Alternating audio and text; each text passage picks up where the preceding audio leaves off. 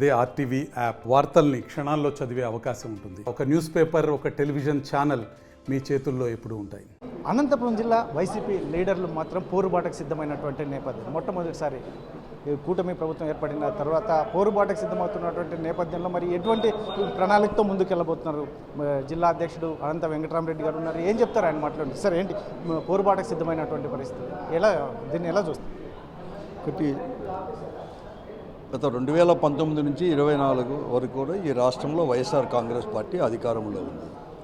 YSR Congress party ఎన్నికల సమయంలో ఏదైతే మేనిఫెస్టో ప్రకటించిందో ఆ మేనిఫెస్టోని ఒక భగవద్గీతలా, ఓ బైబుల్లా, ఒక ఖురాన్లో కూడా భావించి అమలు చేశాం. అంతా ఒక ఎలక్షన్ కూడా ఒక ప్రకటించి క్యాలెండర్ ప్రకటించి అమలు చేశాం.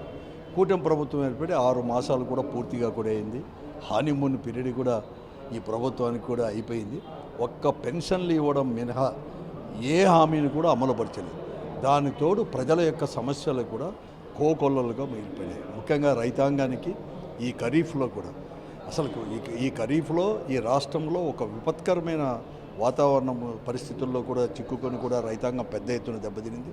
ఓ దిక్కు అనావృష్టి, మరొక వైపు అతివృష్టి, రెండూ కూడా జరిగాయి. ఈ ఖరీఫ్లో పంటలు కూడా పండించుకొని పెద్ద ఎత్తున నష్టపోయారు.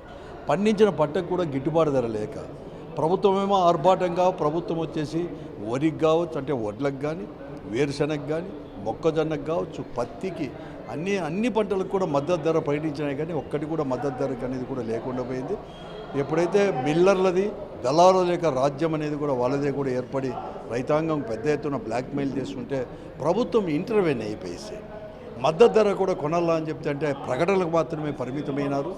మేము దాన్ని మతికి చేయడానికి ప్రభుత్వం ఏదో రకంగా ప్రతిపక్ష పార్టీగా అన్ని ప్రతిపక్ష పార్టీలు కూడా చెప్పడానికి వస్తే ప్రతిపక్ష పార్టీలపైన దాడులు చేయడము, లేకపోతే తప్పుడు కేసులు పెట్టడము, అంటే వారి గొంతు నొక్కడానికి ప్రయత్నం చేశాయి. కానీ ఒక చిత్తశుద్ధితో రైతాంగం యొక్క సమస్యలు తీసుకోవడానికి కూడా ఎక్కడ కానీ ముందుకు రాలేదు. దానికి తోడు కరెంటు ఎన్నికల సమయంలో కరెంటు ఛార్జీలు తగ్గిస్తామని చెప్పేవారు. ఇప్పటికే నవంబర్లో ₹1 యూనిట్ ₹10 వరకు పెంచారు. మళ్ళీ కూడా జనవరి నుంచి మరొక 90-95 పైసలు పెంచింది. అంటే దాదాపుగా యూనిట్కి ₹2,000 అంటే ఒక 600-700 వచ్చే కరెంటు బిల్లు దాదాపుగా ₹1,500-1,600 అయ్యే పరిస్థితి కూడా ఈరోజు కూడా ఉంది. దాన్ని కూడా మేము తీసుకోకపోతే దాన్ని కూడా పెంచవని పెట్టారు. తర్వాత విద్యార్థులకు వచ్చేసి ఫీజు రీఎంబర్స్మెంట్ అనేది కూడా ఇప్పటికే 3 బకాయిలు కూడా బాకీ ఉన్నది, ప్రభుత్వం అనేది కూడా ఇస్తామన్నారు. పాఠశాల యాజమాన్యాలు ఒత్తిడి పెరిగాయి. మార్చిలో అకాడమిక్ ఇయర్ క్లోజ్ అవుతూ ఉంది, వారికి కూడా ఇవ్వలేదు.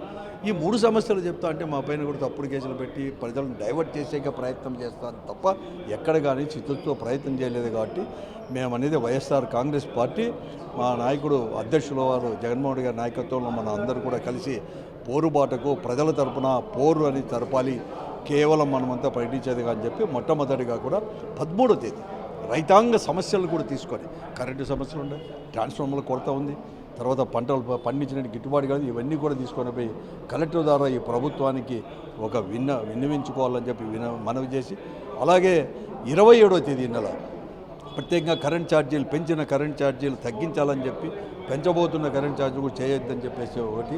తర్వాత జనవరి 3వ తేదీ శుక్రవారం విద్యార్థి ఫీజు రియంబర్స్మెంట్ కూడా ఇవ్వాలని చెప్పి 3 కూడా ఒక కార్యాచరణ అనేది కూడా తయారు చేసి ప్రకటించడం జరిగింది. వైఎస్ఆర్ మొట్టమొదటిగా 13వ తేదీ అనంతపురం జిల్లాలో జిల్లా పరిషత్ దగ్గర ఉండే రాజశేఖర రెడ్డి గారి విగ్రహం దగ్గర నుంచి ర్యాలీగా కూడా ఉదయం 10 గంటలకు ర్యాలీగా కూడా మేమంతా కూడా పోయి అందరూ కూడా వైఎస్ఆర్ కాంగ్రెస్ పార్టీ కలిసి వచ్చే పార్టీలను కూడా కలుపుకొని అంతా పోయేసి కలెక్టర్ గారికి చేసి వెంటనే ఈ సమస్యలు చేయాలని చెప్పి రైతాంగం పండించిన పంటకు వెంటనే వాళ్ళందరూ కూడా ఇవ్వాలని, ఎరువుల ధరలు బ్లాక్ మార్కెట్లో కాకుండా అవన్నీ కూడా తగ్గించాలని చెప్పేసి ఒక మ్యానుఫ్యాక్చరింగ్ ధరకే ఎంఆర్పి ధరలకే అమ్మాలని చెప్పేసి ఇవన్నీ కూడా రైతాంగ సంస్థ పైన ఇవ్వాలని చెప్పేసి పార్టీ నిర్ణయం జరిగింది. కాబట్టి అందుకోసమే వైఎస్ఆర్ కాంగ్రెస్ పార్టీ కుటుంబ సభ్యులు, మరి ముఖ్యంగా కార్యకర్తలు, నాయకులు, రైతాంగం కూడా పెద్ద ఎత్తున కూడా పాల్గొని, ఇతర పార్టీ వారు కూడా పాల్గొని రైతుల యొక్క సమస్యలు అనంతపురం జిల్లా యొక్క వెనుకబడిన జిల్లా ఇవన్నీ కూడా చేసి ప్రభుత్వం దృష్టికి తీసుకొని పోవడానికి మేము కూడా చేసాం. అందరూ కూడా తరలి రావాలని చెప్పి ఉదయం 10 గంటలకే జిల్లా పరిషత్ దగ్గర ఉండే రాజశేఖర్ గారి విగ్రహం దగ్గరికి అందరూ కూడా చేరుకోవాలని చెప్పేసి ర్యాలీగా కలెక్టర్ ఆఫీస్కి పోయి వినతి పత్రం అందిస్తారు. ఒక విషయం, కూటమి ప్రభుత్వ నాయకులు చెప్తున్నది ఏమంటే ఏ అభివృద్ధి కార్యక్రమం చేపట్టాలన్నా ఖజానా, గత ప్రభుత్వం ఖజానా పూర్తిగా నిర్వీర్యం చేసి అందులో 100 కోట్లు మాత్రమే ఉంచింది. కాబట్టి అభివృద్ధి చేయాలంటే ఫైనాన్స్ సమస్యలు కాబట్టి ఖచ్చితంగా చేస్తామని చెప్తున్నారు. ఈ విషయాన్ని జగన్మోహన్ రెడ్డి గారు ఇంతకంటే ఇప్పుడు ఇవ్వడం దానికంటే కూడా ఎక్కువ సంక్షేమ కార్యక్రమాలు ఇవ్వలేమని చెప్పి నిర్విద్యంగా ప్రకటించి జనంలోకి మేము పోయాం. అన్నీ అంత తెలిసిన వాళ్ళు ఆ రోజు వారు చెప్పి సూపర్ 6 ఇస్తాము, సంపద సృష్టించేది మాకు తెలుసు అనేక రకాల చెప్పి ఈరోజు దాటవేసే ధోరణిలో అంటున్నారు. 6 లక్షల కోట్లు మాత్రమే అప్పు వచ్చేసి బడ్జెట్లో చూపిస్తారు. అధికారికంగా బయటకు దుష్ప్రచారం 10 లక్షల కోట్లు ఇవన్నీ కూడా చూపిస్తారు. ఇదంతా కూడా దాటవేసే డైవర్షన్ పాలిటిక్సే. వీరందరూ కూడా కేవలం అన్నీ కూడా డైవర్షన్ పాలిటిక్స్, దాటవేసే ధోరణం, చేతగానితనం ఇవన్నీ కూడా పడతా ఉన్నాయి. కేవలం వారి సంపాదన వారంతా కూడా చేస్తున్నారు. కాబట్టి ఇవన్నీ కూడా ఈ కళ్ళబొల్లి మాటలకంతా చెప్పలేదు. అందుకోసం మేము ప్రత్యక్షంగా ప్రజల పక్షాన ప్రజలకు మద్దతుగా మేము చేసుకోవడానికి ఈరోజు పార్టీ నిర్ణయించింది. కార్యాచరణ చేసుకొని మేము వద్దు ప్రజల్లోనే ముందుకు. ఇది అనంతపురం వైసీపీ జిల్లా అధ్యక్షుడు అందరం వెంకటరామరెడ్డి గారు చెప్తున్నటువంటి నేపథ్యం.